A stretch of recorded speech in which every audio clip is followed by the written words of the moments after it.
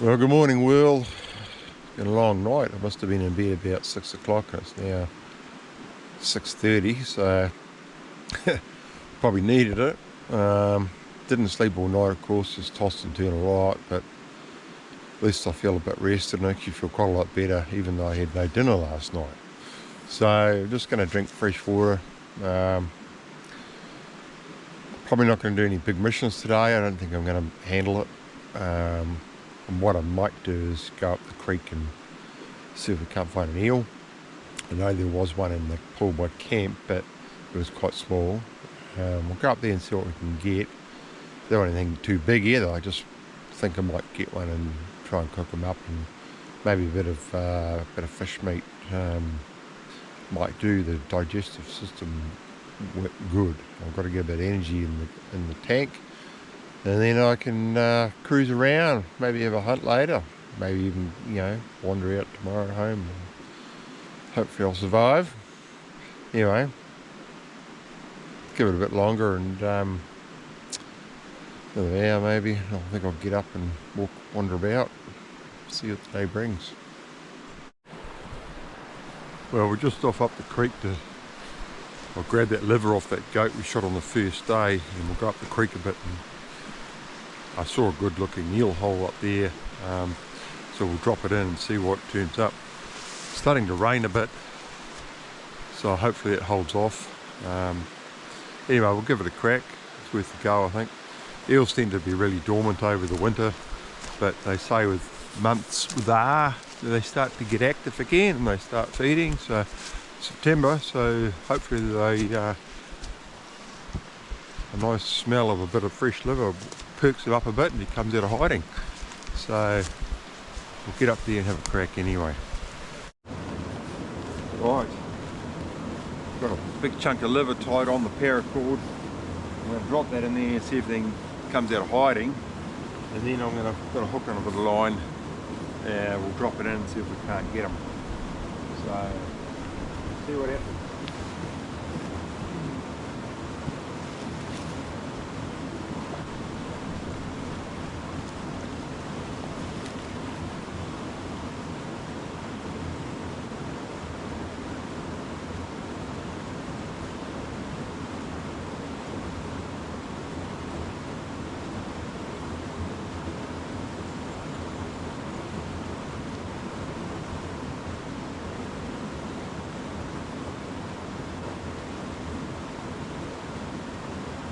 Shy our old eel, we might have to get a weight on and get the line out deep a little bit.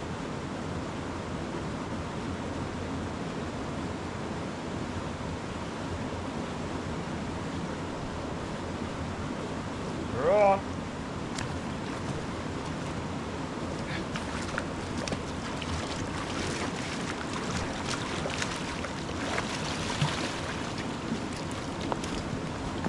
Fuck this guy got off.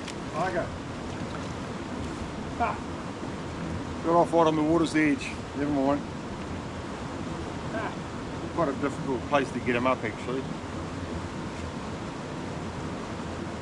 There'll be another one somewhere. We might have to let this one settle down a bit. He might be a bit towy for a while.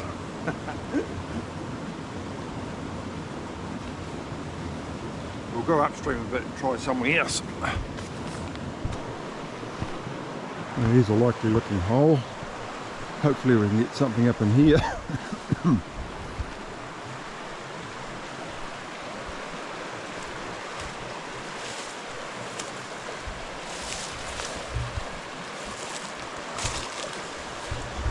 Hopefully we'll get a bait up in the head of that current there, see if one will come out from under that log. There are no eels there. If there were there playing the game, they might be just that they're coming out at night and more nocturnal, which is typical anyway. If it was midsummer, they'd probably be quite hungry and they'd come out during the day. We might go back downstream. I think there's not much upstream that I can remember being is likely eel habitat, but there'll be the odd one there, I'm sure. But we'll go downstream back to camp, and we might even try for that one in the camp pool. If not during the day, then maybe tonight or on dusk he'll come out. Now, I'll have another crack at that one we hooked as well. He might be a bit gun shy now, but You never know, you might be feeling hungry, it's worth a crack. Just heading back to camp, and I thought I'd drop the lever in this little pool behind me, and what do you know? There was somebody home, so we're going to drop a line in now, see if we can't get them. There's actually a nice small one too, so it'd be perfect if we could get them up the bank. Have a crack.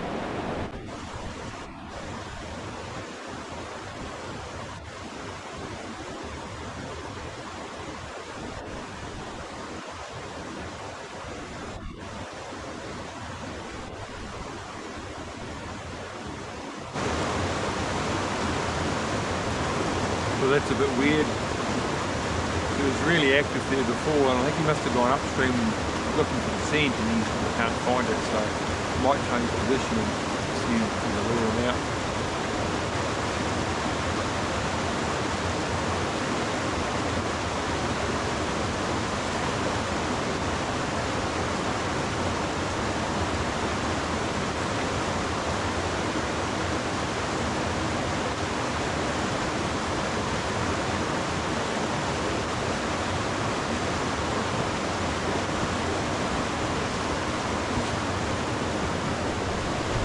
Well, that's weird. The eel's like disappeared off the face of the earth, so he's gone all doggo and not coming out. So we might have to come back up later on tonight, just on dark, so we can get a bit more action.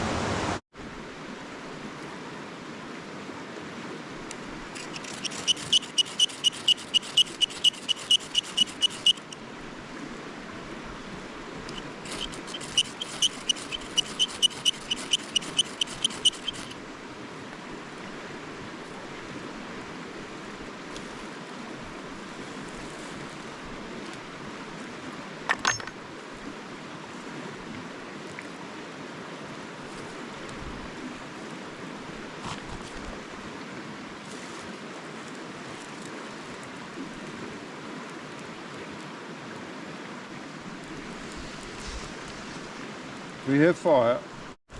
Well, lunch is on the go. We've got found a little bit of body fat off the off the stomach wall of that goat we got a couple of days ago, so I've scavenged that, and we're going to try and render it down and fry up some goat steaks. So I've got some chunks of goat off the back leg, and yeah, Billy's on the go. We're going to have a cup of bitty bid tea, see how that goes. There's the bitty bid. It's not a lot of leaf on it this time of year, so we'll boil it up and see what happens.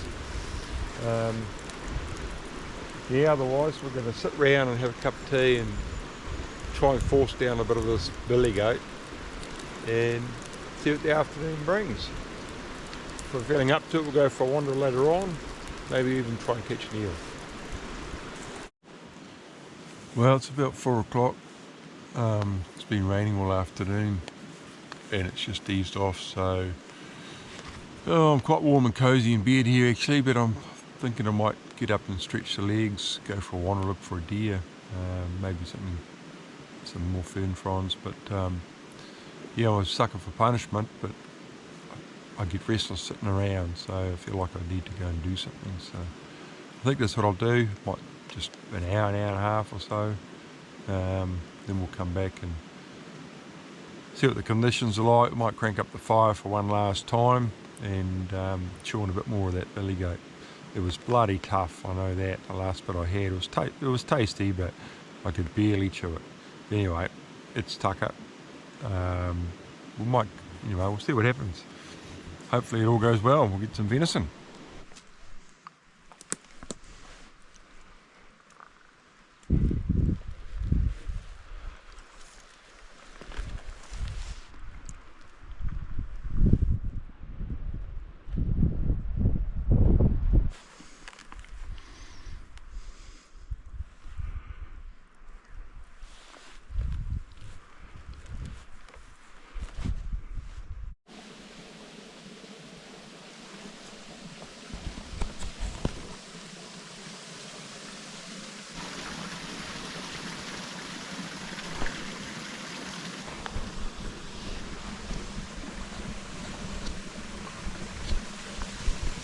I don't know if you just saw that or not, but there's two red stags just up there.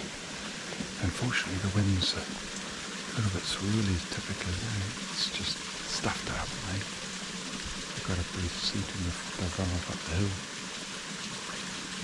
I just have to let them settle down. There might be something else further up that hasn't got our wind. It's starting to rain again too, which is a bugger. Oh, I can still see them, it's still up there. We're not really quite sure what's going on, so we'll just sit here for a while and watch. Well, it turned into a bit of a washout, that hunt. Bloody raining hard out. Wind swirling, it was right up my arse up that gully, so I had to pull the pin. Unfortunately, there's only one way into that gully from this direction, so once those two red stags run away, it was pretty much stuffed. So yeah, disappointing, but never mind, that's the way it goes. Come back, I'm not finished deliberating now whether to crank up the fire. Everything's wet, of course, so it makes it pretty tough. We may have a crack at that. Otherwise, we'll just hunker down the old bivvy with a billy of water and wait till the morning, then we'll bail out. Get out of here and get a good feed in our system.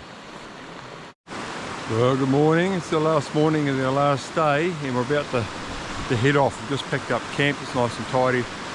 It's been raining all night, non-stop for about 12 hours, so the river is a raging torrent behind me here.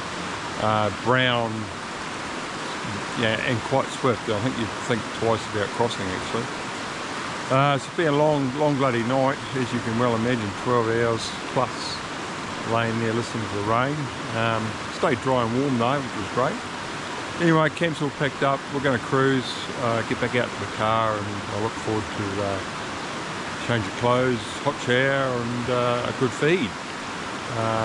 Never know, we'll see what we encounter on the way. Well, we're nearly back at the trucks, I think we'll wrap this up.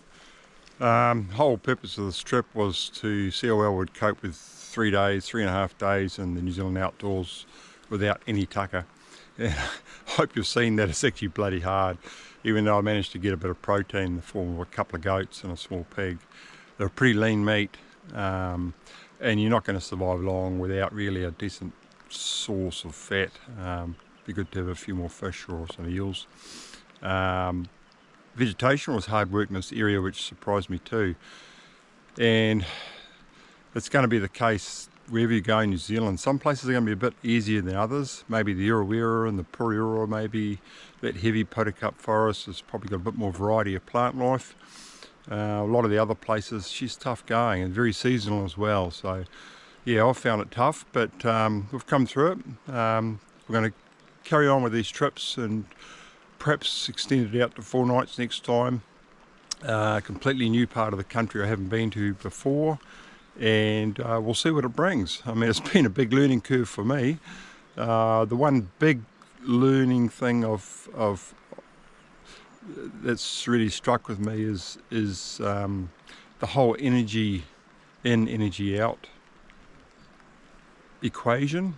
You know, you can't go flying around the hills like I did on that first day, burning a hell of a lot of energy, come back to camp and expect to feel fine because you've got no tucker.